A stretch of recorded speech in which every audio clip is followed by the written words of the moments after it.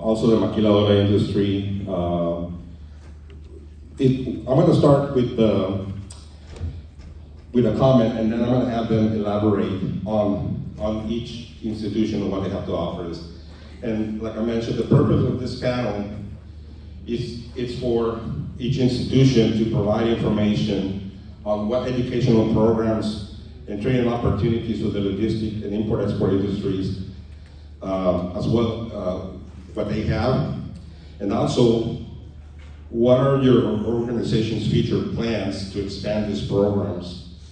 So with that statement, I'm going to open up for each one of them to give us about 10-15 minutes of what they have to offer, what they see in the future, how they see the region evolving in education and training. So we'll start from right to left. We're going to start with Ron Garza from UTRGV, so he can give us information about what they have to offer. Thank you. Good morning, everybody. Good to see everybody. I'm absolutely honored not only to be here and representing UTRGV, but I'm absolutely honored to be sitting next to these two gentlemen that I consider friends and mentors and two leaders that I definitely look up to here in the region. So thank you for the opportunity. I'm going to give kind of a high-level landscape of UTRGV because in this arena, our lens is a little bit different, right? I think it's first important to capture the magnitude of what UTRGV's primary purpose is, right? First of all, UTRGV was founded through legislation in 2013, had its first semester in 2015, right? So we are coming on the 9th year. So in 2025, we'll celebrate our 10-year anniversary. Real cool thing, and we might actually get it down to the day that our first Division I football game will be played on very close to the 10-year anniversary. So the magnitude of growth to have, again, D1 football is really important, right? And it's even more enlightening to see so many athletes from the Rio Grande Valley already signing scholarships, and I mean, that's what it's all about, right? So we have about 125 different program offerings, and one statistic that sometimes people don't realize is we float right around being a member of the 30,000 club, right? So there's only we're one of 9 institutions in the entire state that has 30,000 enrollment, right? So we cover the 4-county area, and you know, we have to ensure that we have a model that serves everybody equitably, right? A lot of our legacy infrastructure is in Edinburgh with UT Pan Am and in Brownsville, right, and UTB. But what we've done in the last almost 7, 8, 9 years is add strategic infrastructure all across the Rio Grande Valley, right? Hidalgo County, by far, has more volume in population. If you just take the 4 cities, the 4 anchor cities of Hidalgo County, right? There's a lot of volume. So a big percentage of our students come from Hidalgo County. But we ensure, again, we're equitable and we serve the entire Rio Grande Valley. So, as a matter of fact, tomorrow and Saturday, we have our commencement. Spring commencement is the largest commencement, and we'll be honoring 4,000 graduates, a little over 4,000 graduates that are going to get their bachelor's degree, master's degree, and PhD or MD, right? So, yeah, that's absolutely vital. Thank you. You know, a question that comes up quite often still, even 9 years almost, is, you know, why did UTRGV happen, right? And was it worth it? You know, comments like that. And it's absolutely vital that you look at the numbers there, but, you know, it took, and still, I can't sometimes even fathom the political will that it took to abolish, right, 2 legacy institutions, Pan American and Brownsville, that there was a lot of pride, a lot of graduates. Any graduates of Pan American or UT Brownsville, right? So having that on your degree still meant something. Well, those institutions formally went away, right? But the creation of the new institution has brought just a tremendous amount of, you know, collectively, those institutions in the past were about 25,000, so just that jumped immediately. But the advent of the School of Medicine has been one huge factor, not only from academic, education, but just an economic impact, right? So UTRGV, again, 30,000 enrollees. We crest over 6,000 employees. And what we really try to do is that employees, like myself and others, we're the transient ones, right? I spent all week, we have a lot of activity going on in Brownsville this week. It was a late night last night, got here. I mean, that's just part of the role. And we have to be transient and move, because if we didn't do it, if staff and faculty did not do it, then students would have to do it, right? And we want to serve students equitably as close to where they live. Obviously, there's different course offerings that students can choose. Sometimes, especially in Brownsville, because it has a little less volume, they'll say, well, you don't offer that class here. We do, but that might be the 8 a.m. class that a lot of people don't want to take, right? Or the Friday class. So it's really balanced. So we really do pride ourselves in the volume that we have. I want to talk a little bit about my role, because it's a little bit unique to the structure. So part of my background is I was a previous city manager of City of Edinburgh, and then prior to that, I worked with what's called the Council of Governments. I was the executive director there for about 5 years. So in the Valley, my background is in economic development and government operations, right?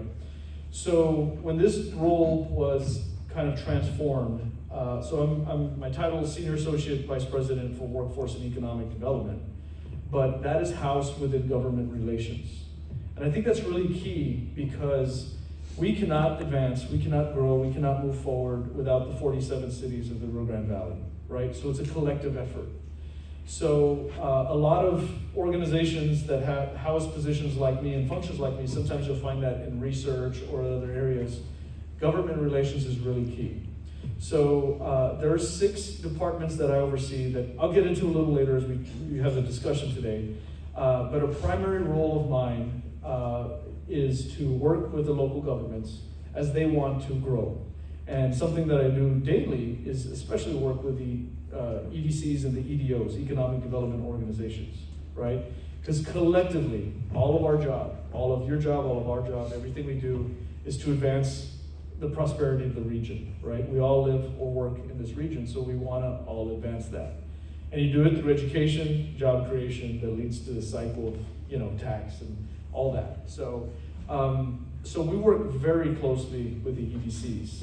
So I was trying to get a hold of Victor this morning, and I know he had to step out, but we're about to announce something really special here in Pharr, but I didn't get his okay, so I'm not going to announce it. But just stay tuned, because part of the structure of government relations and economic development, we're going to do something really cool here that in the next 3 weeks we'll be making an announcement. But we work very closely, because their job is to keep the businesses that are in the Valley and work with the Valley, make them stronger, more profitable. And then the second half of what EDCs do is bring in new industry, right? When industry comes to this area, and I know we're gonna all attest to this, but when industry comes to this area, sometimes some of the thought process is that it's incentive dependent or other things like that. And the reality is critical infrastructure is key. It has to make good business sense. So a lot of what you do, obviously, you're here for a reason, right? Because it makes good business sense to have business in the Valley. But at the end of the day, it's all about workforce, right?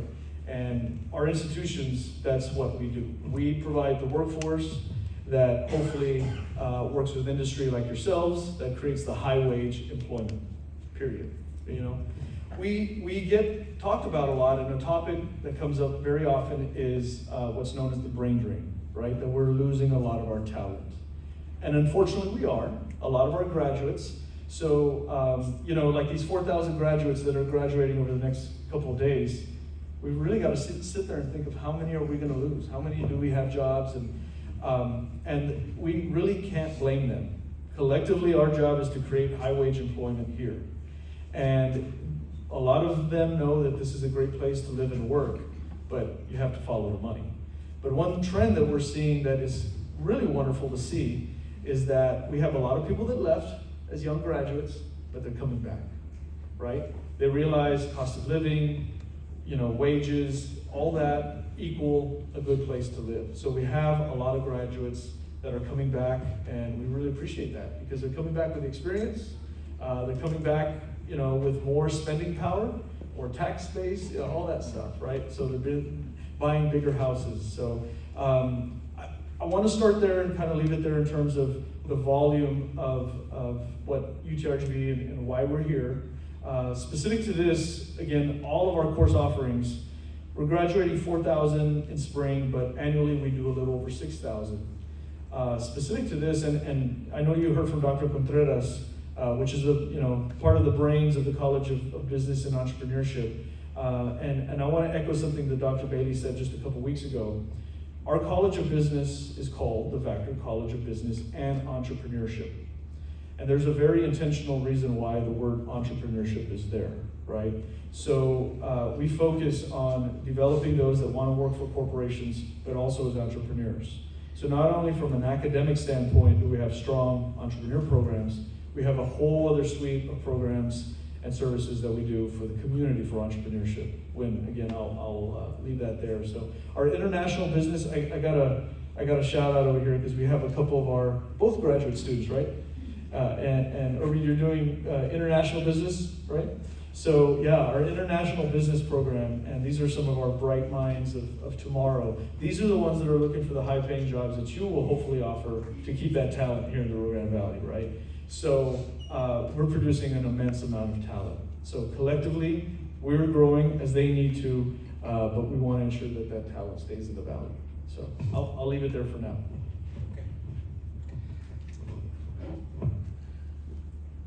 Thank you, Ron. So now, Dr. Solis, can you give us information about South Texas College and what they have to offer us in regards to education and training? Certainly, thank you, Jorge, but do we have like 2 hours? That's what I mean. Because we're in a different...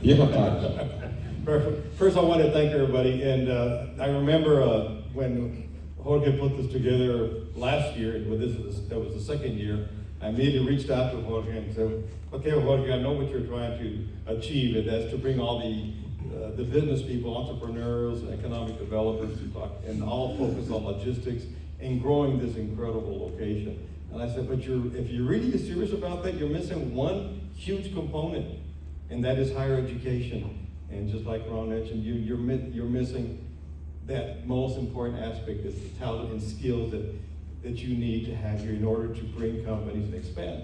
So therefore, I'm really glad that now we're moving into that direction. And I say that from experience, because my background is in economic development. I did it for over 20 years, worked all over the US-Mexico border, worked in Latin America and in China, setting up companies. So I'm your non-traditional academician, and I think that's all of us here. And we don't come from that background, which I think is an excellent mix to have here to what the needs are. I work doing bridges, industrial parks, spend a lot of time recruiting companies. So I understand where you're coming from. And I'm so glad to see the audience today here it's about workforce skills. You're interested in how to grow your business, what does it take, and I think you know better than even we probably do specifically. It's all about the talent and the skills that you need to expand and what programs we have. I learned that many years ago when I worked with the Toyota Automotive Project. That was my first, right out of finishing my PhD from UT Austin. That was my first assignment, to work with the team Toyota to help convince Toyota to come to Texas.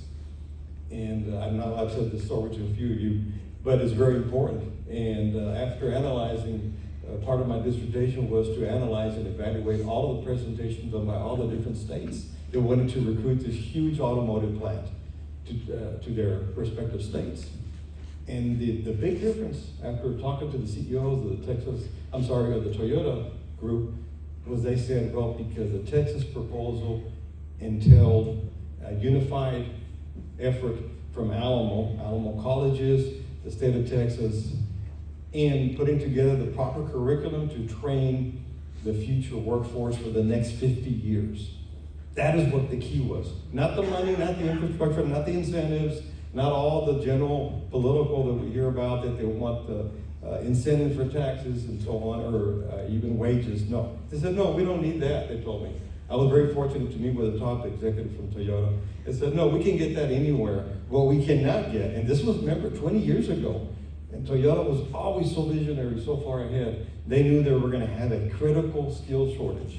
Remember, this is back in 2003, 2004. And they knew that they were going to have a problem 20 years later. And look where we are today. That is our biggest challenge, finding skilled workforce. Finding not only skilled, but able and willing and prepared people.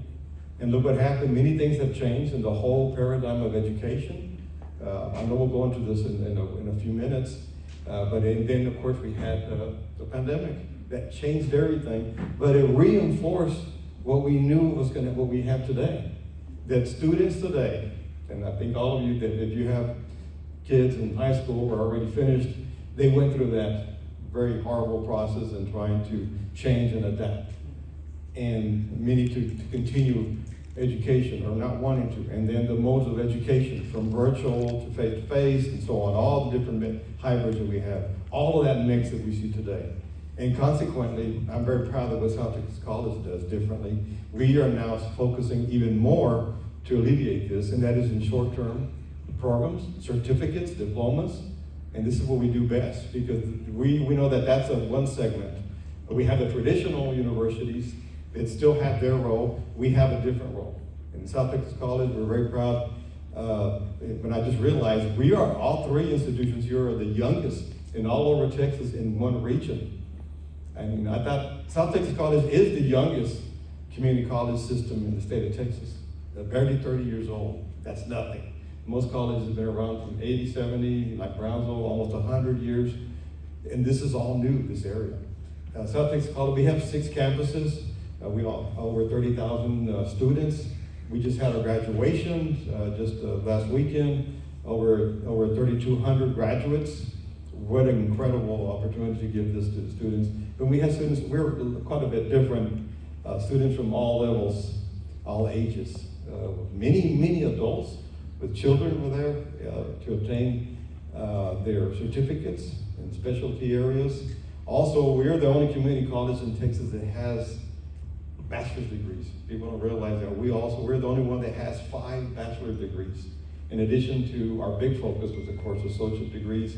And now even more, our focus is in what you need. Certificate specialized people. We're very proud of it. We've done that very well. And we know that field. That's why we have, I would say half of our workforce students are probably over 30.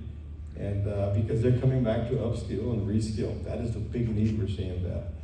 And so the college, South Texas College has moved its traditional role from a comprehensive college of traditional courses to specialty areas. And our biggest focus, of course, has been in health, which we're very proud of, being the largest nursing producers in the state of Texas. When you put LVNs and RNs, nobody comes even close to the amount of nurses that we produce in 1 year. I don't think y'all realize that. We will produce approximately 500 between LVN and RNs in 1 year. Just to give you an idea, most colleges, universities, depending on the size, 50 to 60, some 80, depending on size, nurses a year. And that's a big challenge. It's very, very costly. In addition, we have all the other health programs that are 2-year. 2-year degrees, that's all you need to be a radiologist, rad tech, respiratory care, very large, fast-growing program, EMT, physical therapy, occupational therapy, ultrasound, sonography. I can go on and on. We have 12 programs. These are all short-term careers, high demand, high paying. And I think many of you, I can see nodding your head, that is an alternative that many other regions don't have. And secondly, besides health, is technology. That is the area I think that we here know, I think we're going to discuss here today. Technology, that area being from the truck driving, which I think we'll talk about later, and then to our cybersecurity, to more importantly, what many of you probably attain to is we have our programs on logistics, warehousing, advanced manufacturing, of course, diesel, automotive, welding, and actually even culinary arts. Believe it or not, we have 2 schools and we're full of culinary people who want to be chefs. And the Mid-Valley, that's in West Laco, and then here in McAllen.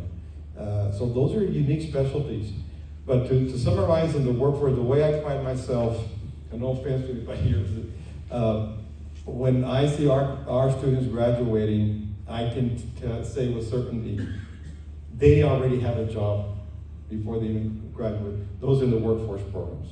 And in these programs that I just mentioned, in the health and the technology, all of those programs, they're already hired. And that is what really excites us, that we're so proud of that. And thirdly, I want to mention also that we've seen a lot of changes now in the whole educational paradigm, as I mentioned. I'm glad that presentation that you just had an hour ago, very informative, very accurate. It was taking place here along the border. And I hope that we'll address that later. We're going to talk about globalization. Of course, then we'll talk about Mexico and the border. That will really impact what we're doing today, what you want to hear about what's taking place, how the institutions here together are going to be able to respond to that demand that all of us see, like Toyota did for the next 50 years. We have to plan that accordingly and not just be responding to what is the immediate need today. And just like Toyota did in wanting to get their workforce and out of manufacturing academies in San Antonio, I see us doing that here in partnering the three institutions actually in specialized areas because we've seen a lot of growth here. I know we'll get into discussion about the LNG and the port and what each other institution is focusing on, but I feel very confident that the three large higher education institutions together, we're going to respond to the needs and we're going to anticipate, especially what's taking place with the nearshoring. So as I mentioned, and I'm glad the presenter mentioned about that, the globalization that's always been the trend, well, all that is gone. That's changed now. Now we're going to see regionalization. That has changed. The regions to be self-sufficient, for all of us to respond, just like this goes back to the economic development the clusters. Remember all that way back then? But this is where we're going to be, but we're going to be our own cluster from Laredo all the way to Brownsville and providing that. We can no longer be competing, but we're going to be one big region all the way to Monterrey and all of northern Mexico. That's going to be our region, or if you want to call it cluster, but it's regionalization. We're competing against other regions throughout the nation, throughout the world. And what better place to be actually? We're in the most enviable right now location that I see, the most strategic location being, now we're no longer the back door up to the biggest market in the world. We're on the front door, front yard of the largest economy in the planet, U.S., Mexico, South Texas, into the United States. And this is a very exciting time that I think that all of us together are going to really join forces. You have here, of course, one of the best logistical areas here in Pharr, McAllen, Hidalgo County, and that's why we're excited. South Texas College, by the way, we are just limited to Hidalgo and Starr County. One of these days, maybe Cameron County, then we can be able to say that we all of us are really going to be in a big position. But that's how we're set up by our Constitution. But we can also, we're going to be going up north. I see a lot of growth taking place all the way up in northern Hidalgo. But again, I'm very excited at the prospects, even though the economy is still unstable in Mexico, what's taking place. We're going to see some major changes that I know Marcos have been talking about that, about what's going to happen with the climate. We're going to see some opportunities. And this is what I think we're doing here today, because I've always believed that opportunities don't just happen by chance. You make them happen. And we have to plan accordingly. And what better location here than Pharr? We know we have our specialty areas here, but it's not just produce. We see other parts, from automotive to electronics taking place. We have to look at the entire region, not just Pharr, but like I mentioned, from Laredo to Brownsville, all of us are working together and specializing in the different value added. That's going to be the key. Value added economies. What can we do as a region to attract industry to expand here? And those value-added services, value-added manufacturing, those areas I think we see there. I know I'm confident we're going to be able to succeed and be able to provide those programs. By the way, I have several of my deans here, so we can be able to address some of the specific workforce programs, beginning with Dr. Carlos Margo over there with the workforce programs. And also, and of course, Dr. Rodney Rodriguez, he's the head of the Foundation of External Affairs. And I have more chief people I want to introduce, I'm sorry, but I want to introduce one more area that I see a huge growth. That is our continuing education, CE. That is for a lot of the people that don't necessarily want or need a degree. You don't need a traditional 4-year degree anymore. In some areas, those that already have degrees.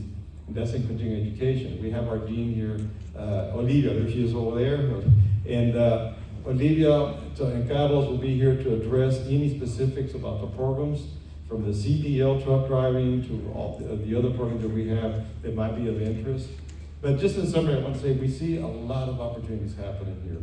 And so I'm here to discuss about what programs we have and how together we're going to collaborate. And I know my good friend Manny is going to talk about what they're doing. We're doing a great partnership with the engineering program with them. And of course, we've been partnering with UTRGV for years on other programs to do this whole pathways of opportunity. So overall, I think we're going to see a lot of changes, a lot of synergies. It's going to be critical that we have those components put together so we will succeed as a region. Very exciting time. So thank you very much, and looking forward to having to continue this dialogue. Manny, howdy, and good Howdy. morning. Thank you, Jorge. Now, people ask me, are you used to saying howdy yet? I've been in higher education for coming up on a year here next week. A bit of background, I was in healthcare for 20 years. I was general counsel for Vela Baptist Health System for 9 years, and then the subsequent 11 years I served as CEO. And Ron and Ricardo both alluded to the fact that we actually all come from the private sector into higher education. Don't you just love the enthusiasm and the passion? You can sense it, and it's genuine. And I think that's why we get along so very well, is because we're all aligned in regards to wanting to make a difference. People ask me, why did you make the move? Well, the reality is Chancellor John Sharp came knocking on my door probably 1.5 years to 2 years ago. And for those of y'all who don't know Chancellor Sharp, he's actually from right outside of Victoria. And if you ask him, where are you from, John, he'll say South Texas, right? And the Texas A&M Higher Education Center in McAllen is the Chancellor's dream and vision in regards to making sure that Texas A&M has additional presence in the Rio Grande Valley. So a quick bit of history. The center has, who has not been to the center in McAllen? It's off of Monte Cristo. Has anybody been to the center in McAllen? One couple. Don't feel too bad. When Chancellor Sharp reached out, he said, I want you to consider working with us at our center in McAllen. I said, John, what center are you talking about, right? And I'm pretty engaged. I've been pretty engaged for decades in the Rio Grande Valley.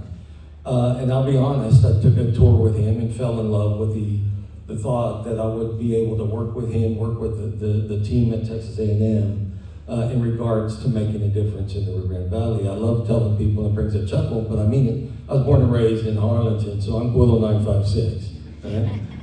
And I say that because my family's foundation has been here in the valley for well over 150 years now. My great-great-grandparents crossed over from Mexico in 1857. And for generations, education was a key. I was raised with the notion, and my dad used to say this over and over again, education is the greatest equalizer we have in this country. It was true when I was growing up, and it's even more true today. The only difference in today's world is when we talk about education, it's the continuum of education. It's not only or no longer just, you need to go to college and get a degree, because Dr. Solis is absolutely right. There's so many other options and opportunities related to trade training, to certifications, to licensures, for desperately needed positions here in the Rio Grande Valley and beyond. And there are also, fortunately, continuing needs for higher education, for programs such as the 9 programs that we offer at the center here in McAllen. So just another little bit of background. The way that, because we're the newest, right? We're all young, but we're the newest by way of programs, offering these type of programs. The Higher Education Coordinating Board for the state of Texas basically has to approve any new programs introduced into an area where there are existing programs at universities. And it's the same for Texas A&M. And so the 9 programs that we currently offer are offered, 1, by listening to industry in our community, but 2, by being approved by the Higher Education Coordinating Board as supplementing opportunities that currently exist now or had existed in the Rio Grande Valley at that point in time. We have a couple of engineering programs. We have an agricultural economic program. We have a maritime business program that we just started that focuses on supply chain and logistics, very important for this group. We have a human resource development program. We have a special certification in STEM for 4th through 8th grade teachers, understanding the need that we have right now for educators in our communities. And in January of 26, we're gonna open the doors to our first cohort of our nursing students, our nursing program. We ultimately hope to double that to close to 50 on a yearly basis and help support and supplement what these folks have already been doing by way of their programs in such a stellar way. You'll never hear me say anything but thank you to these guys, to Guy Bailey, to Ricardo, to TSTC, to TSC. Thank y'all, thank everybody who's in this effort together. Y'all are here because you want to collaborate, you want to network. That's how we build strength, that's how we gain leverage, right? We're no different than that. The difference now is I think we've shown a willingness, not only a willingness, an absolute need and desire to sit down with industry, folks such as yourselves, so we have a very clear understanding, are we missing something? Should we be looking at another program that can help support what you're trying to do on the business side?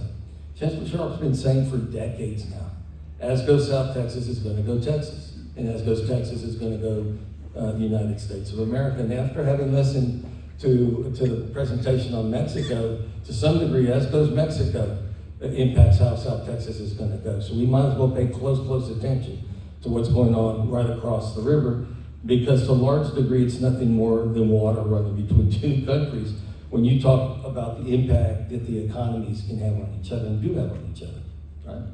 So, so that's the center here in McAllen. But I also want to emphasize this, and hopefully you'll appreciate this. Texas A&M's been in the Rio Grande Valley for over 100 years with our agricultural research agency, right? And when I come from another institution, and people ask, you're wearing maroon now, you saying howdy and gig 'em and stuff, and my response is really pretty simple. If saying howdy, gig 'em, and wearing maroon creates one more opportunity in the Rio Grande Valley, oh my gosh, all day long, right? It's nothing.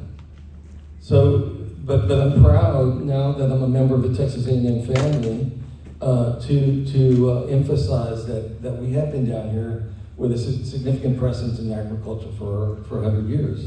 We just announced groundbreaking at the Port of Brownsville for a 30,000 square foot facility that's going to concentrate on these areas, and these are important to the industries that y'all represent. Process improvement, robotics, mechatronics, orbital tube welding for SpaceX. Think about how important that is for SpaceX. Safety, heavy equipment operations, computer numeric control, programmable logic controller, and 3D printing. From my perspective, those are all very, very relevant opportunities that will lead to the jobs that Ricardo talked about. And I was not insulted by your comments at all. I'm proud of what South Texas does in that regard. And that's our goal as well, is not only to hand folks a degree on a piece of paper, but ensuring that degree leads to something very meaningful from a workforce perspective. So we're aligned in that regard as well, Ricardo. I'm very proud, so I'm glad you mentioned that. I'll close with this. What I'm really proud about is that Texas A&M has been willing to look outside the box when it comes from the historical perspective of higher education, right? Do we just concentrate on the programs that I referenced, including our nursing program? Or do we go beyond that to try to address some of the other needs that we know exist in our communities, like the ones that I just referenced? And they've been willing to do so. And they've just committed $30 million to build the building that I referenced at the Port of Brownsville. Because as y'all can imagine, being here on the river, you have opportunities that other areas of the state don't have. It's the same by being near the Port of Brownsville. Maybe with the other twist that you have the port-related business as well, and now SpaceX. And by the way, if y'all haven't been to the Port of Brownsville recently, oh my gosh, you gotta go. I know the governor's been touting that the port has been such a focal point for the Rio Grande Valley as a region. I would urge y'all to go just so you get a sense of what exactly is happening at the port. And then if you haven't been to SpaceX, take that little detour around and go see SpaceX as well. The excitement that you hear from us is real. The excitement, I hope, is palpable. But most importantly, I hope it's contagious, not necessarily for y'all. You already have that sense of excitement because you're here today spending time with each other and with us. But spread this word. We are so well positioned in the Valley to do very, very well, to do even better than we've already done. Ricardo and I were in Stark County the other day, and with the Stark County Foundation developmental folks, right? Foundation developmental folks. And what we were emphasizing to them, if you just look at the improvements that have been made in South Texas, the Rio Grande Valley in particular over the last 2 years, in regards to socioeconomic status, et cetera, poverty levels, those kind of things, oh my God, we are years and years ahead of where we were 20 years ago in an incredibly positive way. And it's not happened by accident. It's happened by this and all of us working together. Now I will end with this, and I think we're going to open it up to questions. The day I received my appointment and announced that I was going to become a member of the team here at Texas A&M, I made the statement. This is not a time to look at our world from an academic perspective, from a competitive lens. My very good friend Nolan Pettis is very fond of saying, we have yet to match the number of opportunities that we create with the immense talent that we have in the Rio Grande Valley. Until we do that, we're not even near done. We're not near there. The time right now is not to compete in the traditional sense. The time right now is to collaborate. And I'm not just talking about the three of us collaborating. I'm talking about us collaborating with the industry, us collaborating with our school districts, us collaborating with other members in other industries within our communities so that we're working together, because I promise you, when we work together, not only are we smarter, we got a lot more leverage. And I look forward to working with each of you guys, just like I look forward to continue working with these two guys right here.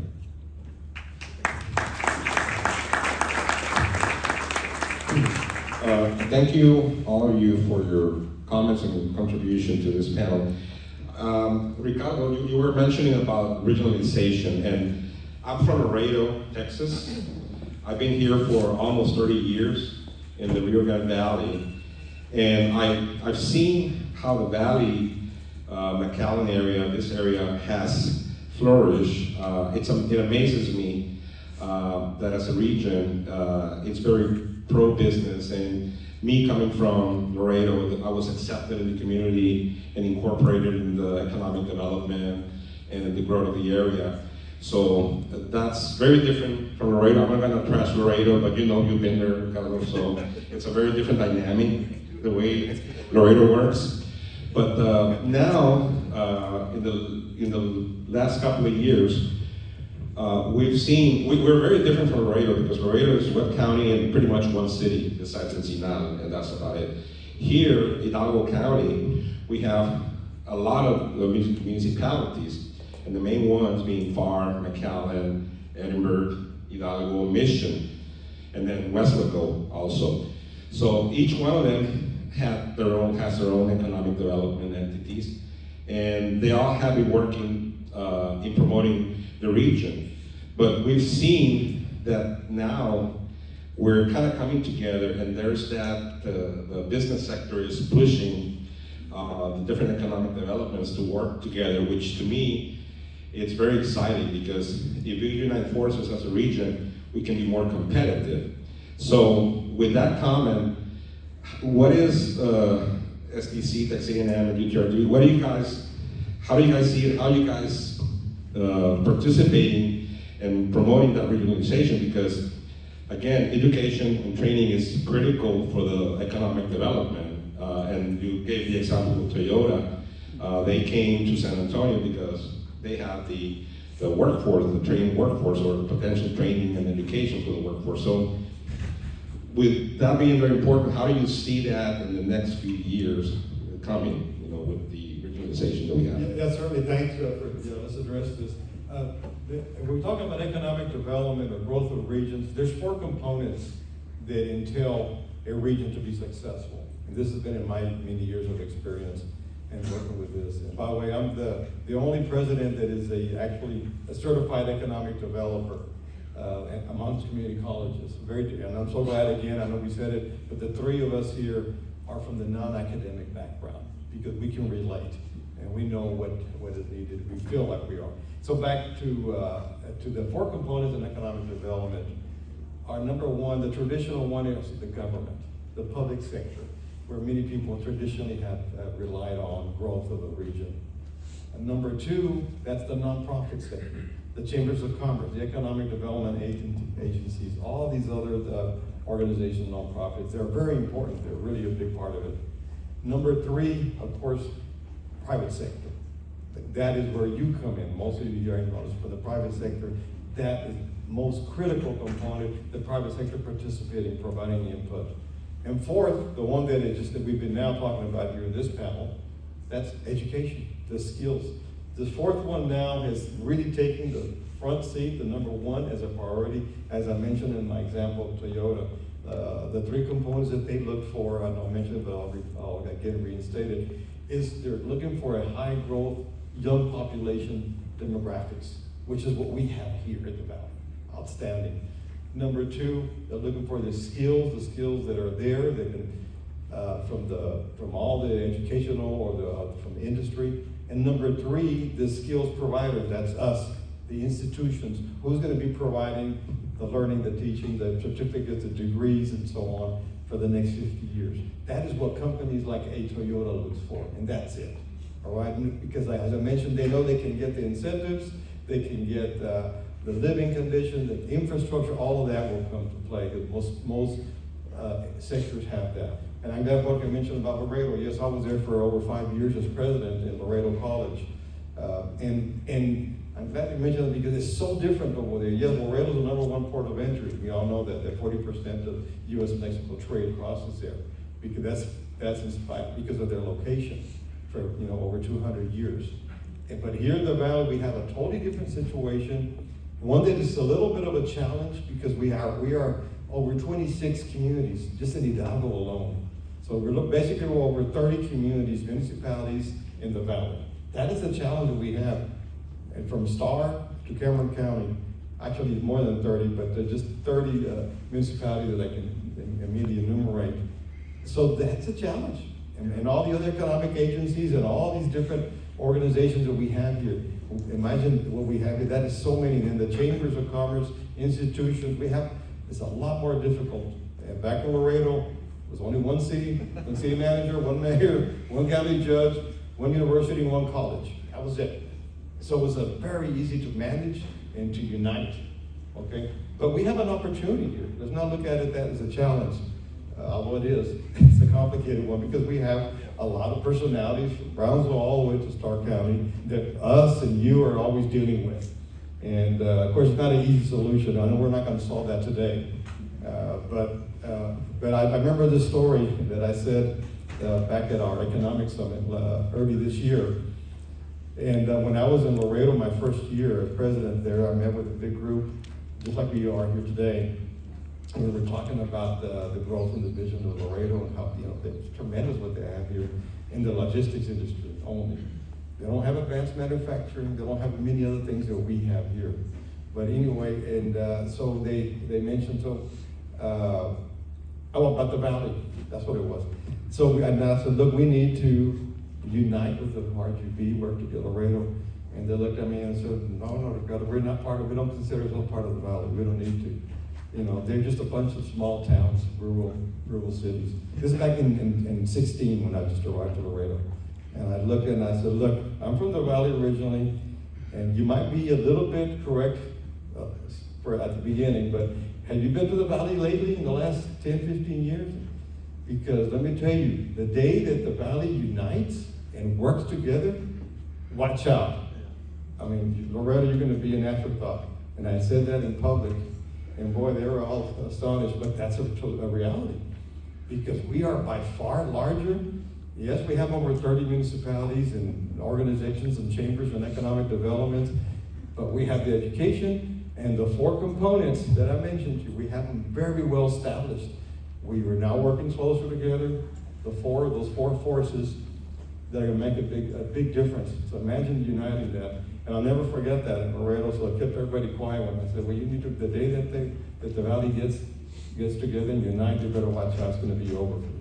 And here I am now today, and I see so much here. We're seeing more growth, more crossings. Now, of course, that's another matter what's going to happen in Mexico. We'll discuss that in a minute. So anyway, thank you, Jorge. Yeah. Yes, if any of you have, Thank you you. have like 5 minutes, so. I'll make, this is just a quick shout out.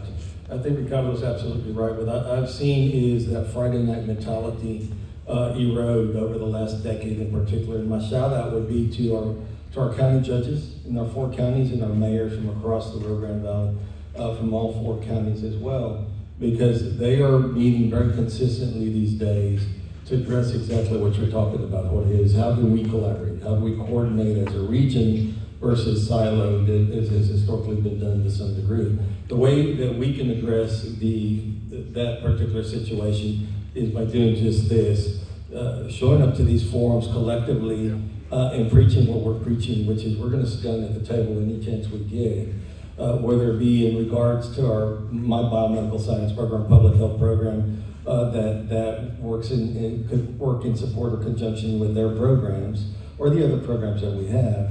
But that's our commitment, and if we state it publicly and we mean it and we show it, we hope that just leading by that example, people will have more of a tendency to understand the importance of collaborating. So I'll share also that, people don't realize that the Rio Grande Valley is the 5th largest metropolitan area in the state of Texas. So collectively, it's bigger than El Paso, Corpus Christi, Laredo. Again, pretty similar there. There's one city. We're a complex of 47 cities. When I came back, I'm from the Valley, but had been gone for 25 years. And 2015, when I came back, the Council of Governments, the reason they call that is that the board, so my bosses were the mayors and the county judges of this area, right? And people would look at me like, what are you doing, right? So, once I really got to know them, the spirit of collaboration, quite honestly, had always been there, and it's complex. Gentlemen said it, there's a lot of moving parts, and the responsibility of every administration of a city and every elected official of that city is just to care after their community. So inadvertently, sometimes they compete, but reality, they're just taking care of their community, right?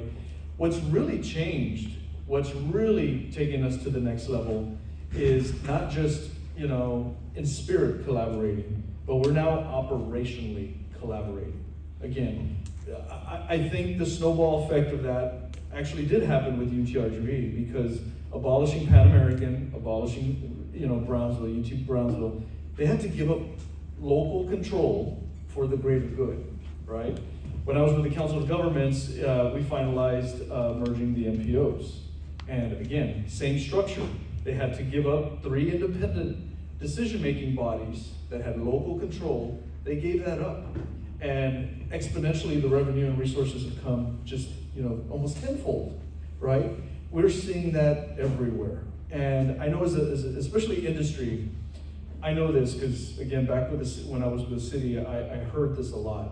If you're developing something like an industrial park, and you're developing in Pharr and in Edinburgh simultaneously, you're dealing with 2 totally separate, planning and zoning codes, right? And I know it's hard because you're having to navigate a complex structure over and over with those cities. But what's real cool in that spirit of operational collaboration, so many cities are now writing mirror ordinances, right?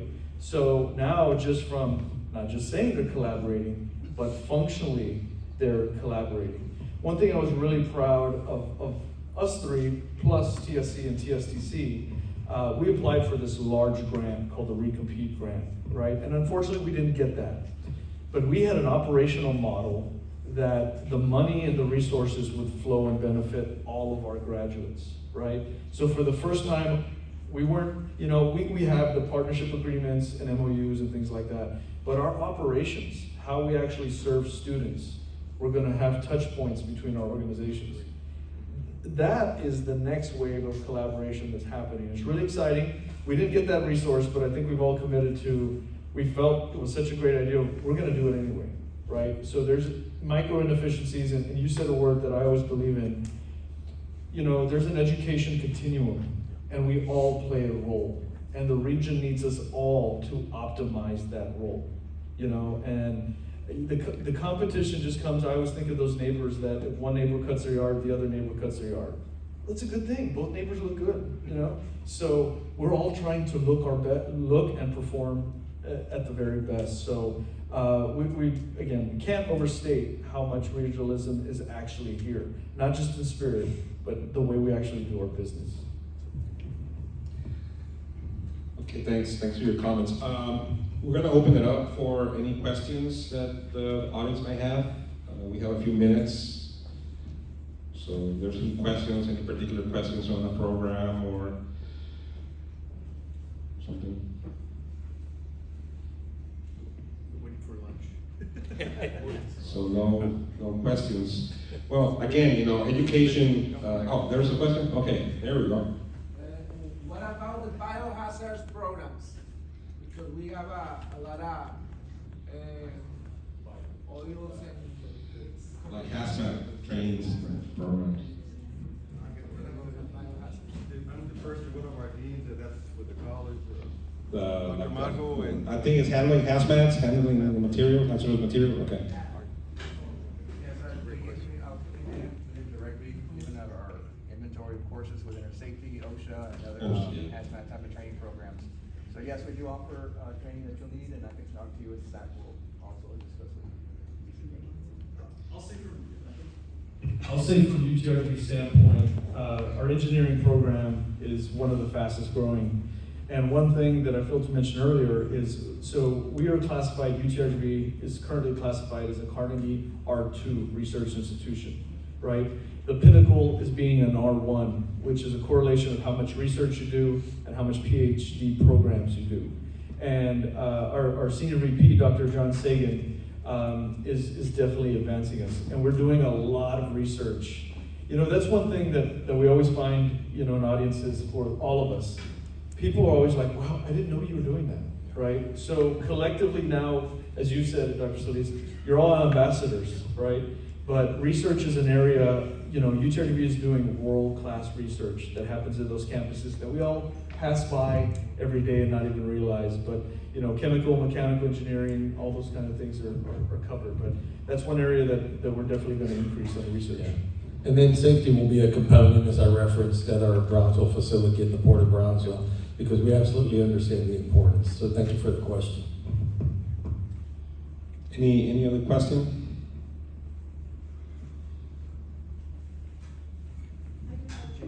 Sure. Jenny?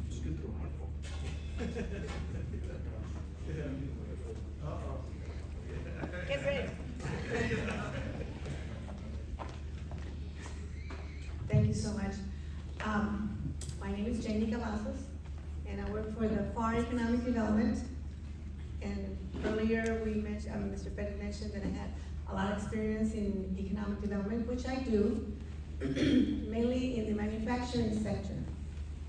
Years ago, with the university, UTRGV back then, we used to host professors and different people from the universities to go meet with us, and we would actually schedule tours with the manufacturing sector so they would understand what was in our region. That's not happening. I think I'm the only EDC person that's here aside from my associate partner, Lily. But I think that with the three, the STC and the University of Texas A&M, this is an initiative that really needs to happen because a lot of the students don't know, professors don't know that there's so much manufacturing, warehouse, and logistics.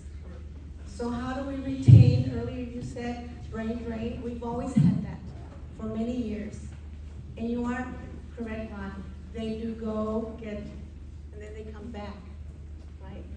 So one of the things that, but then we lost them for at least 15, 20 years. So in order for us as EDC to continue bringing the type of industry that we want, we gotta work closer with the universities in terms of educating teachers and professors, because that's where the disconnect is.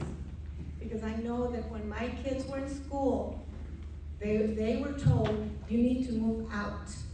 If you want to make money, you gotta move out. And that's still the case, whether you want to believe it or not. It's still the case. Now, some of the things that, this is more of a comment, I guess, it's not a question. One of the things that we also have to address is the local companies. You want someone that has a degree, has all this experience, and you want the talent, but you don't want to pay.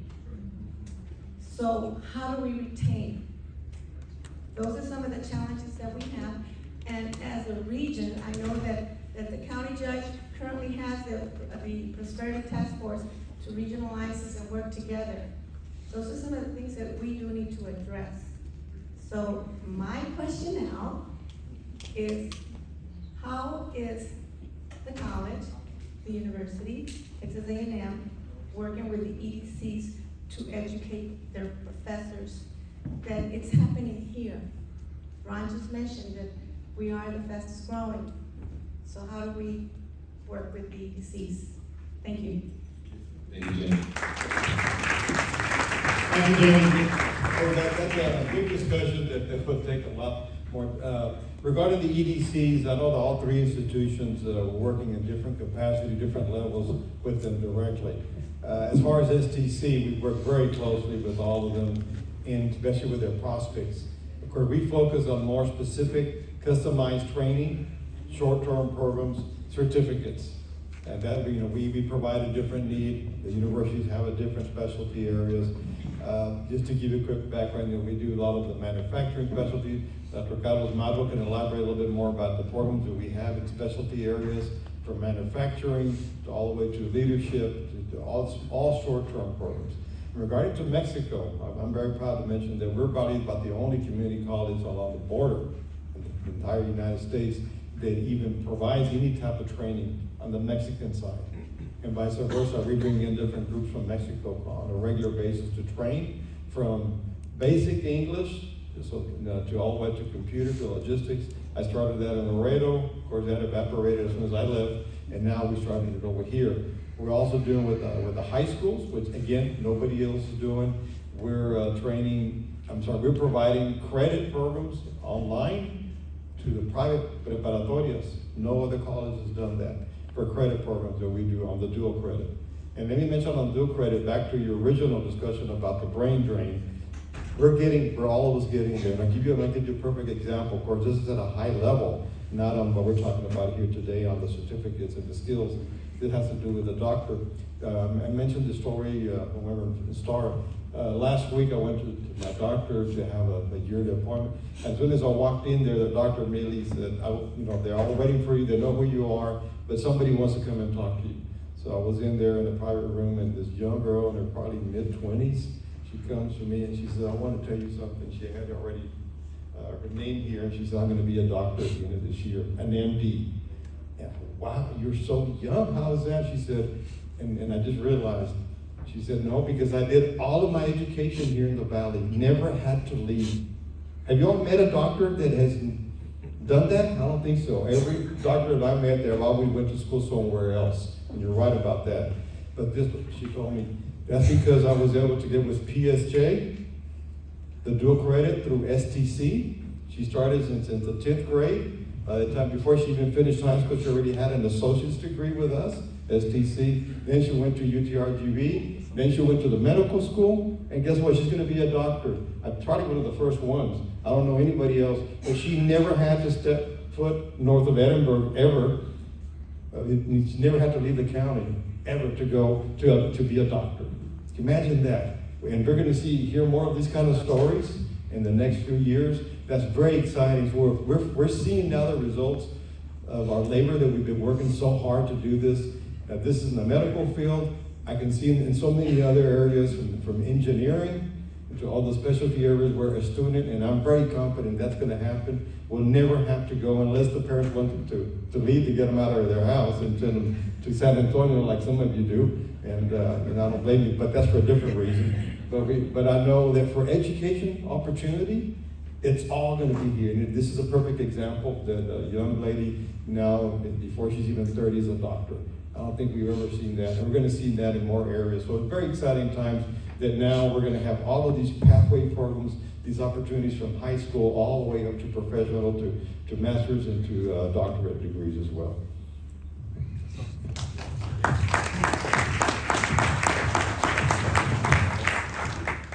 So I just want to share that, I recall, I've been with UTRGV now a little over 2 years, and my first week there, they put me in this work group, and we were still doing a lot of virtual meetings.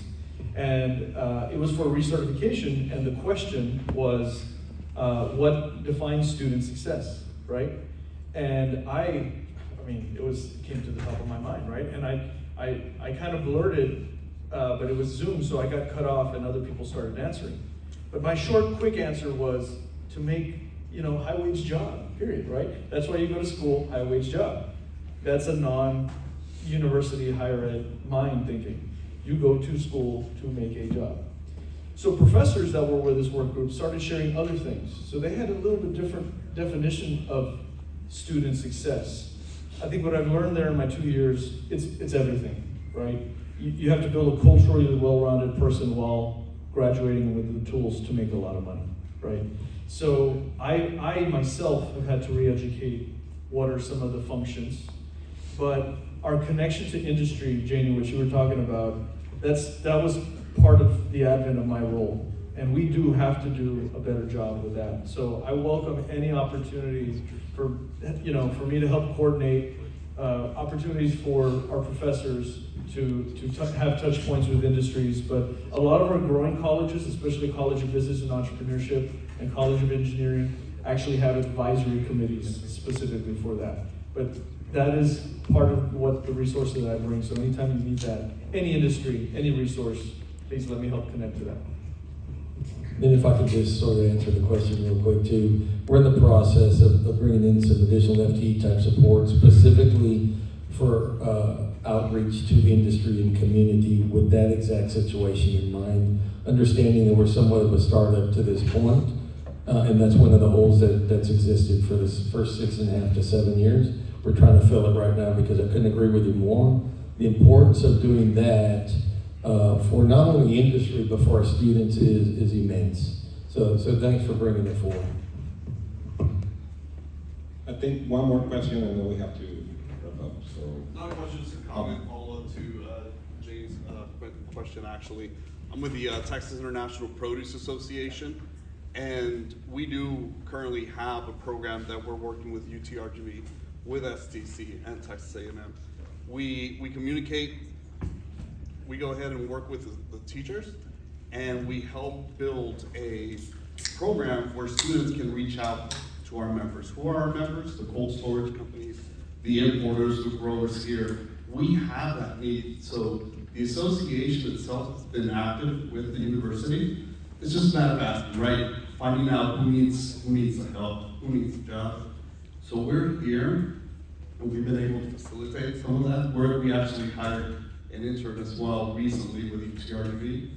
And I think it's a great program because we gotta get these kids in front of the companies. We gotta show them, hey, there's potential here. You don't have to leave the Valley. It's great, it's fine. If you do leave, a lot of times, they'll come back.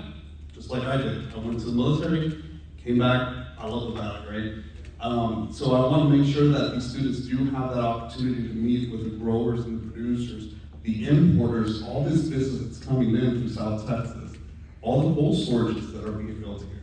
It's very important. So we're here to support and help make that connection. Thank you. Can I say really quickly, you said a very vital point there, and I think that's a lesson for everybody.